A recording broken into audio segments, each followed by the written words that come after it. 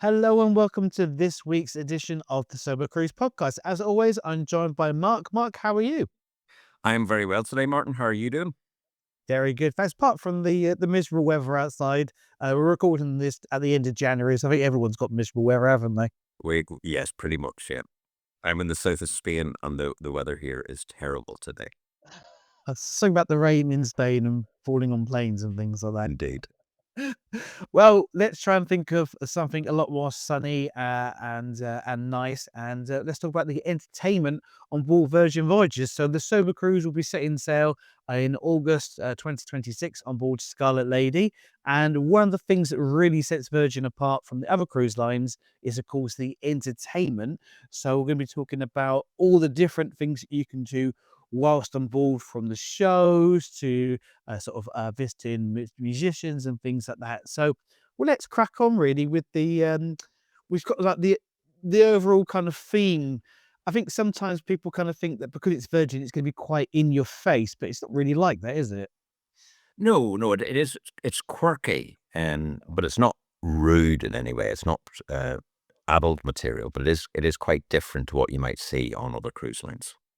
Yeah, it's not a watered down version of a Broadway or West End kind of show. They're all the shows have been created just for Virgin Voyages.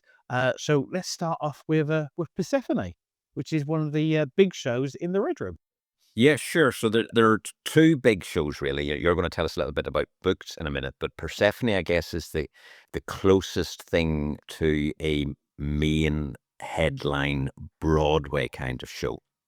And it's really unlike anything you've seen before on a cruise ship. Now, it's in the Red Room, which is the biggest area, and that covers two floors, deck 6 and deck 7. Deck 6 normally has seats in it for the theatre shows, but all the seats are removed for Persephone. So when you're watching that, you're standing right in the middle of the action. So the stage effectively winds its way around the audience, and you're standing, and the performers are moving around you. Now deck 7 offers seating, so if you don't fancy standing for an hour, then head to deck 7, and you can get a seat. Probably I'd recommend that you get there around about 15 minutes before the show starts if you want to get a seat or a good place to stand. Now, what really elevates the show is the music. So it's modern pop songs that you'll recognize, but they're used to drive the story forward. And that's combined with sort of dance, acrobatics, and visuals on the screens. So it creates something that feels big, mythic almost, and a little strange, but completely captivating. The kind of thing that stays with you long after it ends. Yeah, I think it's very, very different, but in a good way. And there is one bit, and I won't use the exact words they use in the show, but there is one bit where they stop the show and go WTF, to basically say, even we don't know stay tuned. Yeah, even we don't know what's going on. What's this story? There is stuff going on all around you. I remember standing next to a little podium, and then there was dancers up behind me, and then they'd jump off, and then the things would just be going around, and then you would just have these performers all around you. So it's really immersive. And you're standing there with your Coke Zero. There's a little bar over to the corner, isn't there? So it's on little Coke Zero and have that. And then the singing's all done live as well. So it's not just like a people mime me or anything. It is really a top-notch show. And this is on a couple of times during the sailing. It's usually sometimes on the first night, Persephone sort of like to kick off your cruise to like a big high to sort of start with. But there's another show which we'll talk about later on, the drag show, which is usually also on the first night as well. But it will be repeated a couple of times, usually on a sea day as well, so you can see it in the afternoon, and then maybe in another evening as well. But it depends on the cruise. Our cruise is an 8-night cruise. Most other cruises usually 7 nights. So we do have an extra night of entertainment as well. We do, yeah. And of course, on the days that it is on, it's usually on twice in the day. So very often the shows will be on at 8 o'clock and then repeated again at 10 o'clock. And the 10 o'clock show tends to be less busy. So if you want to be guaranteed to get a seat, that's another idea to go to the later show. Yeah, and then most of the people, if they're if they're either finishing off their dinner, maybe if they've got a late dinner, or they're doing other things by then, or they're just a bit tired. Yes. It is similar to most other cruise lines, is it? The evenings do tend to be dinner and a show. So the shows are at 8 o'clock and 10 o'clock, and there tends to be one show in the Red Room and a different show in the Manor. So if you're particularly keen on shows, you can see two different shows generally in the one night. Go to 8 o'clock in the Red Room and 10 o'clock in the Manor, or vice versa. But Yeah, one of the great shows that the other great shows, or the big shows, is the booked show. Now I've not seen this. Have you seen it? the Lola's Library. Yeah. Yeah, yeah, yeah. Is this a new one? Is a prequel to Lola's Library? So as you said, it's a prequel to Lola's Library. Lola's Library takes place in the Manor, which is a smaller venue. It's like a nightclub sort of cabaret sort of thing, whereas the Red Room is a much bigger place. So see, Lola's Library, the original version was getting, was too busy. They couldn't fit enough people in, and also if you're upstairs in the Manor, you can't really see much, can you? So I think they wanted to create something which was a much bigger experience, and then use all the space that they've got in the Red Room. So with this one, with Persephone, where everything's going on around you, this one is more of a traditional. There's a stage and there's a little runway as well, but it is you're sat down.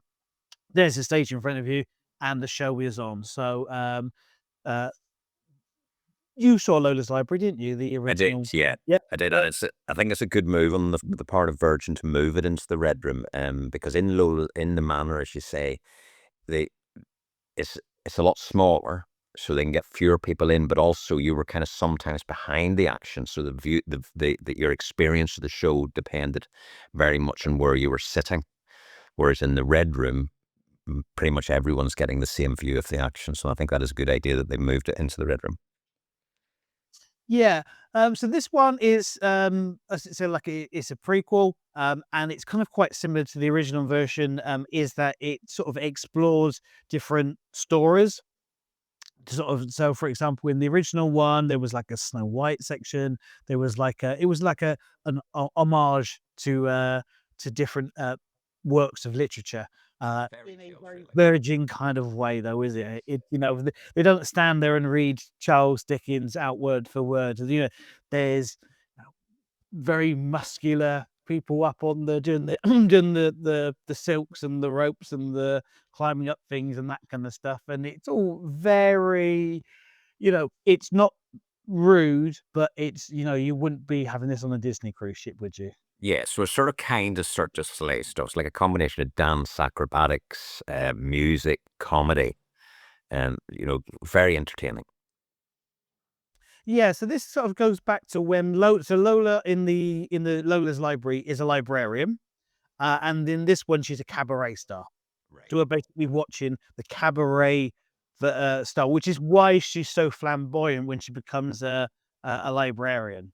So it's kind of how Lola becomes Lola, in a way. Yeah. So it's that. But if you've seen Lola's Library, expect very something similar, but on a much grander, bigger scale. I think there's like big over the top kind of puppets that they use in this one as well. So it does look amazing. So it's one of the things that I'm looking forward to doing when we Yeah, it saw. does sound good. Yeah, and one of the other things I really like on this ship are what they call the festival stage acts. And one of the great things about these is that these change all the time, so they're never the same on any two sailings. They're not the big fixed shows that we've talked about already. It's more a mix of comedians, musicians, magicians, and random surprises that pop up throughout the ship. So one night you might stumble on something funny. The next night you might find something completely different. And what it does is it gives the ship this kind of festival-like energy where it feels a little bit spontaneous. And really that unpredictability of is part of what makes it so much fun.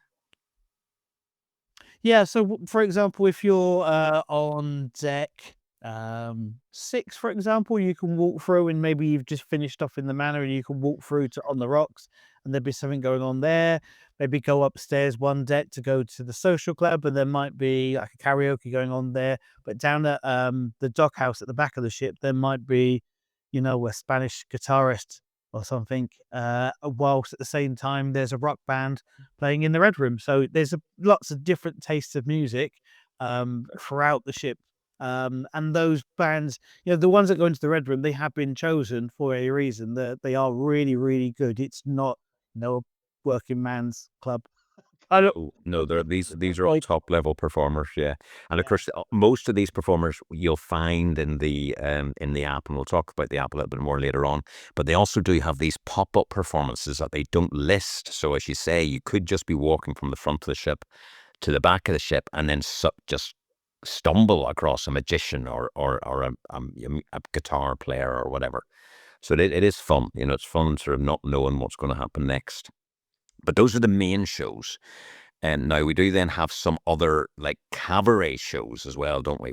So there's the two main ones there, are the Lights Camera Drag, which I think you've seen already, and then Yes. the Lola's Supper Club. So tell us a bit about Lights Camera Drag. So lights, camera, drag.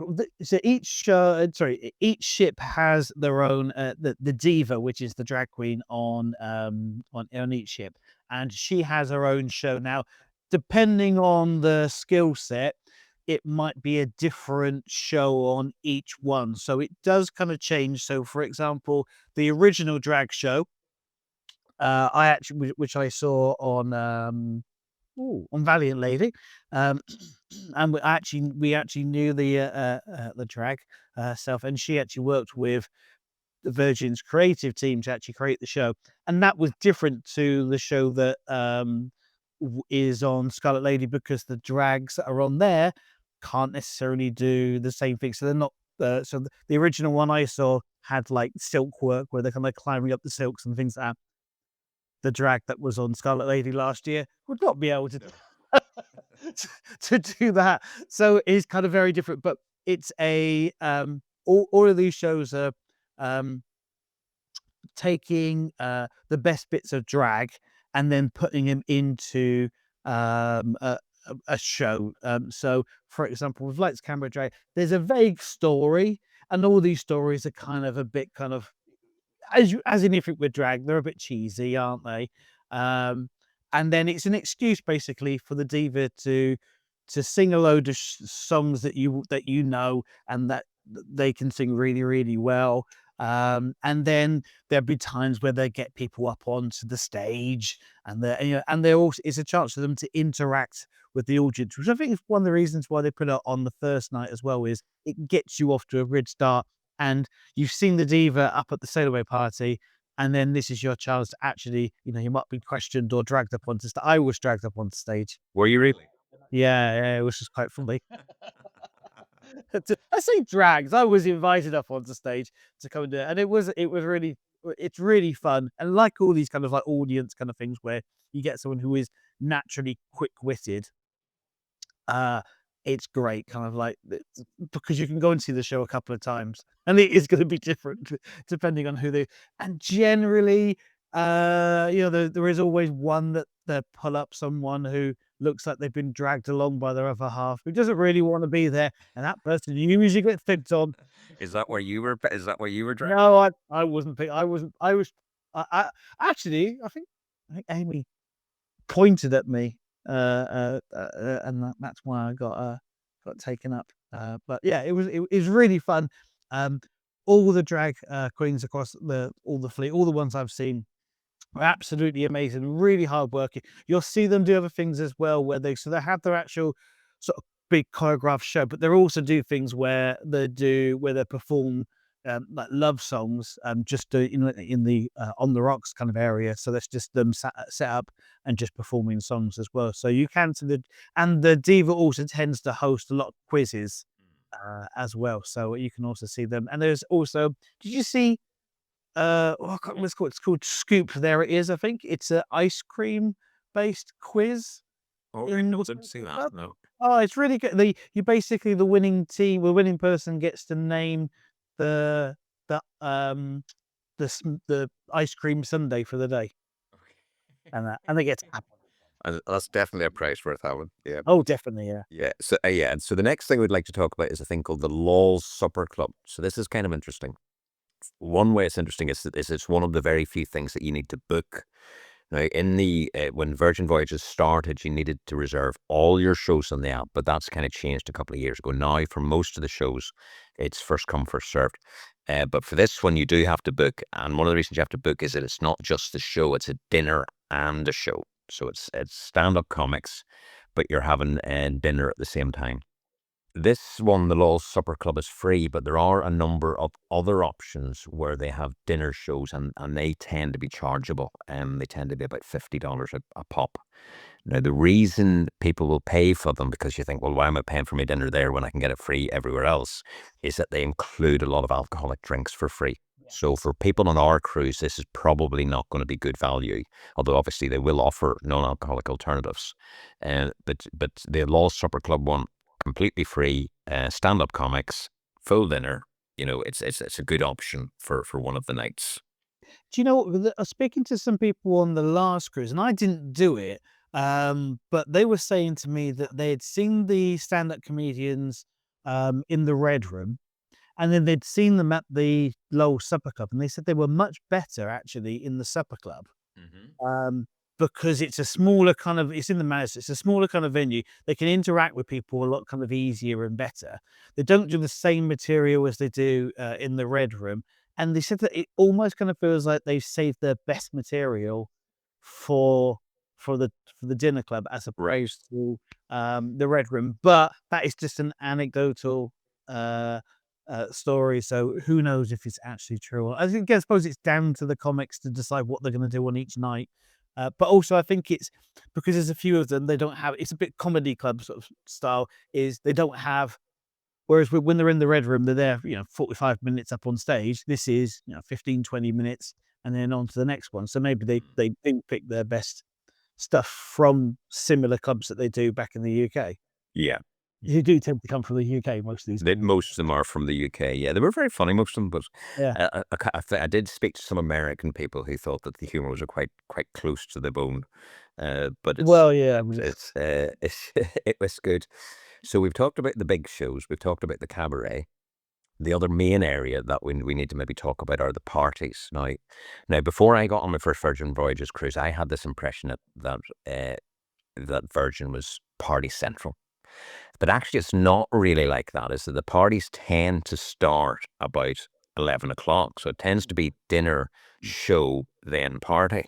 So what I found a couple of times was that I was coming out of the Red Room, say at 11 o'clock, because I'd been to the 10 o'clock show, and then there would be a long line of people outside the manor waiting for the party.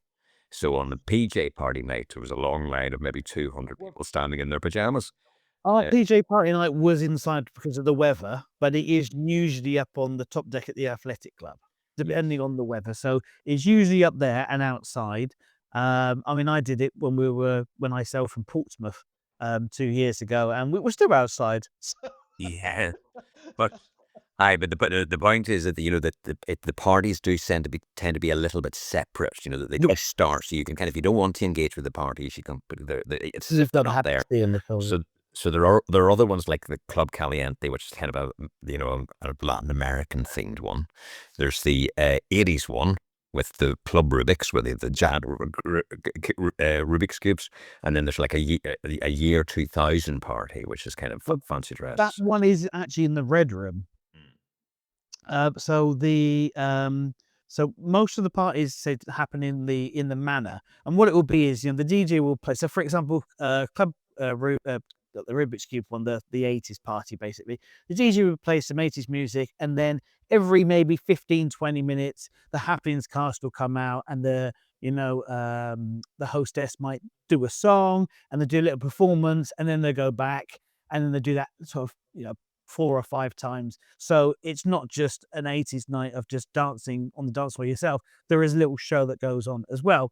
The Y2K party is in the Red Room, and it's set up so they've got the stage, but then the rest of it is a dance floor, and it's basically a countdown so we're in it's the 31st of December 1999, and we've got 1 hour until the ball drops in Town Square, and it's just basically recreating that kind of thing. And they had the dance team up on the stage as well, sort of performing. So there's again, it's a bigger version of the 80s one. Is they play a few songs, songs that are around that sort of time, and then they have a bit of a stage show, and then they go back to dancing, everything like that, and then obviously the ball drops, that kind of thing. There are like they have bits where they kind of like a camera and they're roving around the audience and they're asked people, um, "What's your message for the people in year 2000?" And they're if 26 it is now, yeah. Okay. There's one party that everyone will want to join, which I can see you smiling at the thought of it, is Scarlet Night. Tell us about Scarlet Night. So Scarlet Night is ship wide, and it is a really cool experience because you don't really get this on any other kind of ship. You don't get, I mean, yeah, it's their version of a formal night. But it's thrown formality out the window. It's most people are dressed in some kind of red. Some people really on my cruise before the last one. There was a guy who was not the smallest guy in the world, and he was dressed like Little Red Riding Hood, not wearing a lot. So he dressed up as that, but there's stuff going on all over the ship. So you've got in the red room, you've got the sort of the hostess will do a little singing bit about the history of Scarlet Night and where it came from, and about the moon and the octopus and all this kind of stuff. And she's the moon goddess and this octopus, and all this is kind of like mythology behind it. And then there's stuff going on around the ship. So around the roundabout by on the rocks, you'll have sort of quirky kind of fun things. So they have, again, best dressed kind of thing. They have like a little fashion parade, and then there'll be like games and that kind of stuff. And then the magician will come out and they're here to do some tricks. And then there's a little dance that goes on as well. And then it all culminates, hopefully, depending on the weather, upstairs around because our one, well, unfortunately, because of the tides and stuff on our last one, was indoors, wasn't it? But we'll be upstairs around the pool. So you've got the 2 decks around there. And it's basically, they do like a 5-6 minute show where the dancers are on the edge of the pool, and so the happenings cast, and then the hostess will come out and sing a song, which you'll end up hearing like 6 or 7 times across Scarlet Night. And then if you want to, if the weather's good enough, you jump in the pool, because that's what everyone does. Filippo jumps in the pool, and I've done this most times. There's only twice I won because it was downstairs, and 2 because it was going out of Portsmouth, and I didn't fancy going into the pool. It is tremendous fun. It is It's a lot tremendous of fun. fun, yeah. So we've been talking a lot about the happenings cast. Now they're about like 12 people. Most cruises have what they call the cruise director, who kind of appears at the beginning of the show and introduces the show and tells us where we'll be coming the next day. But Virgin don't have that. They have these 12 different people, generally young people, young, diverse set of people, and they are much more involved in the entertainment across the entire ship, aren't they? So they'll be doing the quizzes, and they'll be leading various bits of mischief around the ship. Yeah. And it's much more effective. It's much more effective than just the cruise director. The quizzes are in a completely different level to the quizzes on other ships. They really are good fun, and they're events in themselves. It's not just someone reading questions off a piece of paper. So the happening cast is a very, very successful idea, I think. Yeah, I think they're really good. And then you said there's 12 of them, so you got the hostess, and she does the singing, kind of mainly, and then you got the diva, obviously is a diva. You got the foodie, you got the gamer, you got some other ones which are kind of like, I don't want to say lower level, but the hype and the bounce and things. So they're the ones that basically there to get the energy up and get the party going. I think there's the gamer who does like a lot of like the quizzes and things like that as well. There's the balance, which is the sporty kind of one. So she does, or he does, a lot of the like the yoga classes and that kind of stuff. And like the pickleball that organises that. And then there's also an artist and a magician on board as well, which is really quite cool, isn't it? Yeah. It is, and of course, it's worth getting to know the happenings cast. What sometimes happens if you kind of get chatting to them is that they can give you invitations to secret parties. Yeah. Now, I didn't get invited to any of these, but some of the fellas who we had dinner with were invited to like a secret party, and they said it was tremendous fun. 3 of them. Have you? Well, tell us about. And they're really, really good. So I've been to the magician twice. You go backstage, you go into the crew only area, you go to the crew bar, in the right in the front of the ship, and it's really kind of, and you have to put your phone away into like a locks thing, and you get it back at the end. But the magician does a show, and there's only about 15 of you in there, and the magicians are all really good. You are kind of going, I'm sat right next to you, and I can't see what you've done. They're so good. And there was another one where we had a random party in the test kitchen at like midnight, and we got invited to that, and that was really cool because they had like fried chicken and like cans of Coke Zero and that kind of stuff. But what they did was they pretended they were breaking in. And then at the end, to get rid of everyone, they pretended that security were on their way. We all had to get out. So it was really fun. Like there was about 4 people from the Happenings cast there. Very And good. then, we basically just everyone was just chatting, and they had like a boombox thing to play music on, Bluetooth speaker, I suppose now, to do that, and you had like nibbles and stuff. But it was just got like a nice vibe. It was only about 20 odd people there, so and you did kind of feel quite special that you'd been invited to Yes. go along to this kind of cool little thing. I mean, you were literally eating fried chicken that you can get anywhere. Just a Very true. different. Yeah. Aye, so I hope we've demonstrated that there is plenty of entertainment on board. That there's something to do all through the day, every day, and people are not going to get bored on this ship. No, absolutely. I think if you get bored, then you maybe you haven't used the app. So speaking about the app, it's basically where a few things that you need to book in advance, but most of them you just turn up. But what you'll do is you'll put if you see something on the agenda, you can then add that to your own personal sort of diary. So what you would do is you would just say, add that to my agenda, and it would then add it to your day.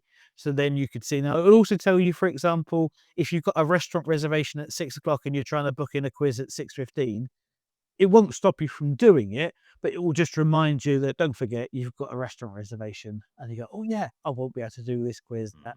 So I think you're not gonna find nothing to do. You're not gonna be bored. If anything, he's actually trying to narrow down exactly what you want to do, because you go, "Oh, there's a 80s quiz on, in the social club," but at the same time, there's that comedian on again, or there's something else going on. So they're actually trying to work it out, which is why I think a lot of people like to have lunch or dinner early now, don't they? To get it out of the way so they can then start doing the entertainment.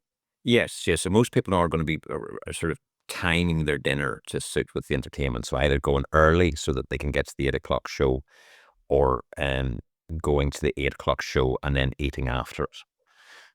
I think my preferences would these days would be to eat around 6:30, so that you're getting out, and then you can go to the show, the 8 o'clock show, and then if you want to, then have Yeah. a coffee, and then go to the 10 o'clock show as well.